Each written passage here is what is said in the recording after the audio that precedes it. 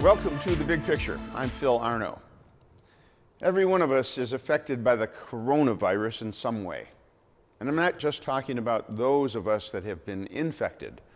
I'm talking about the vast majority of the population that are not sick, but can't live their lives in the way that we did just about a month ago. A lot of us have lost jobs.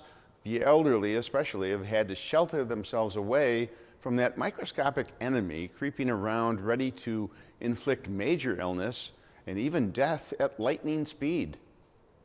We're now supposed to wear masks if we go out in public. We can't go to the movies or to a restaurant and get a nice sit-down meal.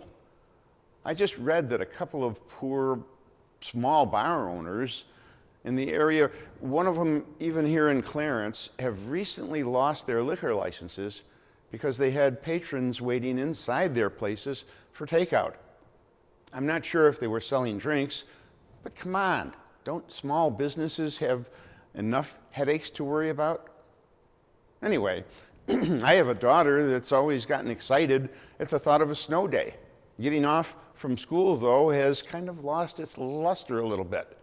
Being cooped up in the house and still responsible for homework, nothing else to do, no friends to see.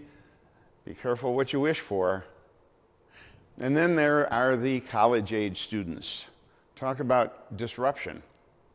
Imagine trying to do chemistry class experiments in your basement. Yeah, you get the fire extinguishers out. Well, my guest on today's Big Picture is very familiar with the problems that face all those connected with higher education. Not just students, but those who are tasked with filling those young heads with the final touches of knowledge and character needed before they venture out into that big bad virus-infected world. With me on today's Big Picture is the president of Canisius College, John Hurley. Well, John, welcome to the show. There are many, many things to talk about. Canisius College is one of our, I went to Canisius College. Many members of my family went to Canisius College, so it kind of hits home to me. It's a difficult time for all of us now with the circumstances as they are. My first question is, economically, it's a tough time. It was a tough time for education before this happened. How is it now impacting the college and all the colleges in the area, but specifically you're dealing with Canisius. Tell me what's happening now and how hard is it to cope with this? Well, you're right, Phil. This is it's a very challenging time, and there's been a lot happening, and a lot has happened quickly. You know, we went from trying to make some early decisions based on very incomplete information as to what the rest of the semester would look like, whether students were going to be able to remain on campus, were we going to be in an online or remote learning environment. And in the matter of just a couple of days, it went from us making those decisions and trying to watch what was happening to responding then to the government making decisions for us. And as we're now in this remote working environment at Canisius, where there's virtually no one left on the campus. So it's been very difficult. There has been direct financial loss in this current year. The students moved off campus. We said early on that it was only fair if they weren't living in the residence halls, if they weren't taking advantage of the food plan, those amounts had to be refunded. And so the amount of those refunds is a significant financial hit to us. And really to most schools that have done that. The last statistic I saw was 3/4 of the schools in the country had agreed to do that. And I think the other quarter is still trying to figure out how to do it. But that's a significant loss of revenue. The cancellation of the NCAA basketball tournament was a $420,000 loss to Canisius in this year alone, just based on the distribution that we get as a result of being a Division I program. So that's a significant hit to revenue. So all told, we've been totaling up the numbers, but there's loss of auxiliary revenue from not having events on campus, catering services, the like. And we had some incremental expense. It hasn't been used, but some incremental expense in moving into online instruction.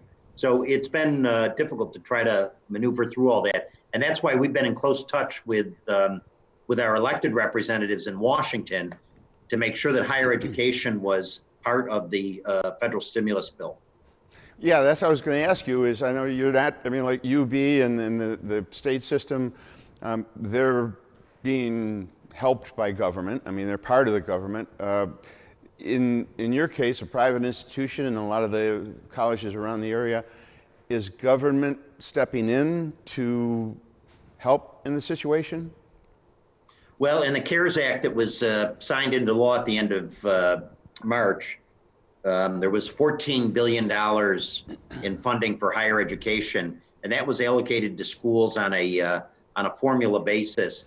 Under that allocation, Canisius would qualify for $2.3 million.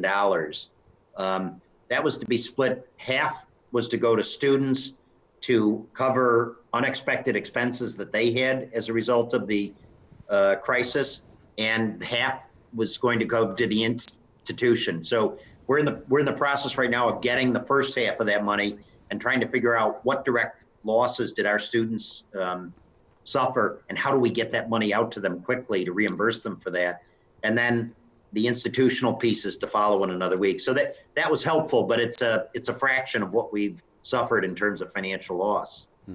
Now, the learning experience, when you're not in a classroom and the students can't really communicate with, face to face with the instructors, they can't ask questions the same way, they're not in the same space. Are there students that are having trouble? Some students can't adapt to that kind of a learning experience? Yeah, yes, and I would say the issue is this. People have different learning styles. For some, the classroom experience is the only way they can learn. For some, they can deal in the online environment, and they can work independently. I think the same is true of our faculty. They've been forced in the middle of a semester to pivot from an outline of a course that's been carefully put together and tweaked over the years to now in the middle of the semester saying, well, now figure out a way to deliver this in an online way. And by the way, do it creatively so that you engage students and keep their interest. I would say the experience has been, given the circumstances, the experience has been mostly good. But among the challenges that we're hearing from students are these. One, they were forced to leave the campus, and they really did rely on the campus's high-speed internet connection and the resources that we have available in the library. Some required the computers that we had in the library to access. So now they're off campus. They may be back at home where they don't have internet access, they don't have a computer, and we're trying to deal with those. I've received emails from students who said that they're at home and the situation isn't conducive to learning, and they're struggling with that. And then we've heard from faculty that have said it's difficult to do what they do in an online environment. And so online learning, I mean, at one point, I think people were approaching that as this is a panacea, this is going to be the future of education. And I don't think anyone in education really ever believed that. It's going to be a part of what we do in education, but it's never going to replace the direct interaction that you have, a conversation. But with all of that said, I think people are adapting to the technology, using the technology that we're using right now to conduct this interview, and faculty have been making greater use of email contact, and students have been very creative in the way they're using technology to stay connected. So we're making the best of a very tough situation. And there are some instances where you need special equipment. I mean, there's the chemistry lab, and there's the various other things that you just don't have at your home in order to participate. I mean, how do you deal with those situations? There are a lot of programs that require clinical experiences that have all been put on hold. We've run into issues with our student teachers in our education program. They were out student teaching, and now the schools are closed. So there's an issue there. But yes, in the sciences, how do you do laboratory experiments? In our digital media arts program, they need access to our high-end computers that do all the graphics and that. So we're looking at that right now. If, for example, we had to be online for the entire semester in the fall, we're asking ourselves those hard questions. How do you do certain kinds of programs in a completely virtual environment? Does Canisius get involved with research programs that are sponsored or grants that are made from various companies or institutions or government? We have some of those. We have very large federal grants for our Institute for Autism Research, which again is a direct treatment program that's on hold now in this environment. But students with high functioning autism spectrum disorders are actually here on the campus in our center, working with the faculty in that program. And so there are studies that are underway there that are on hold. We have some other grants in the sciences. We are not a Research One institution, but some faculty are more research active and are grant active, and so we've had some of those things, and those have been largely put on hold because they for the most part don't have access to their laboratories. When you're not on campus, when you don't have that kind of sense of community being together as a group, how is that going to affect the nature of the Canisius experience? I mean, obviously, this is now throwing a monkey wrench into kind of everything that goes on in the student activities and the camaraderie that the whole college is about. Yeah, you're absolutely right, Phil. And I participated in a meeting with our student government leaders the other night. It was actually kind of a fun experience. There were 28 of us on a Zoom screen, and they really know how to use the technology, but they had a very orderly system of asking questions, and they wanted me to respond to a lot of things that were on their minds.